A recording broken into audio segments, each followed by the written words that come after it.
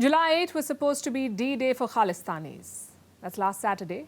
They had planned rallies across western towns. It was supposed to be a show of strength. Instead, this is what we got. Tiny demonstrations outside Indian diplomatic missions. Calling it a rally would be a lie. We've seen more people at iPhone launches. But either way, this is what happened.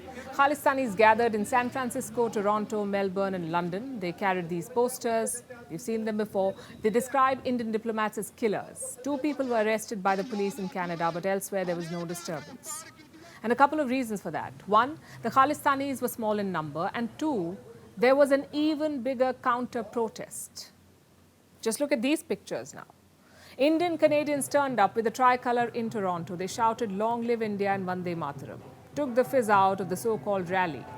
It also tells you the reality of the Khalistan movement. It's a small but violent minority. The rally in London had around 30 to 40 people, same in Melbourne and San Francisco. But the ones in Canada were somewhat bigger. Thankfully, Saturday's event did not turn violent. But the next time may be different, which is why Western nations need to act now. None of these governments attempted to stop the Freedom Rally. They could have, but they chose not to. Canada's Prime Minister Justin Trudeau summed up their attitude. It's not terrorism, he says, it's freedom of expression. The question is, what can India do about it? New Delhi has already asked these governments to crack down. No luck. It has also warned that bilateral ties could be affected.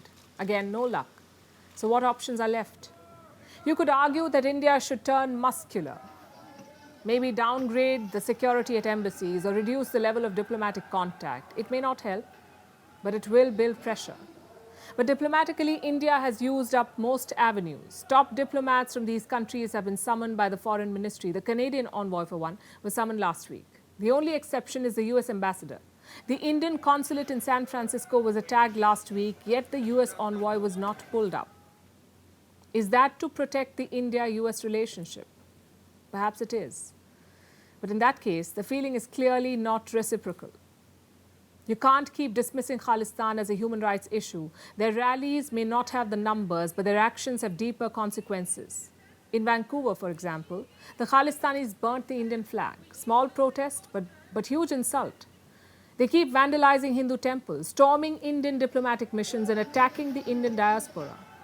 I'm afraid there is no quick fix to this problem. India's only option is to keep building pressure. How do you do that? By open and public condemnations, by repeated diplomatic protests, and perhaps by reaching out directly to these citizens. I'm talking about the ordinary Canadians and Americans. Make them understand the threat of Khalistan, because even today, the issue is not well understood in the West. Justin Trudeau may call it freedom of expression because of his politics. But if his voters know better, he may have no choice.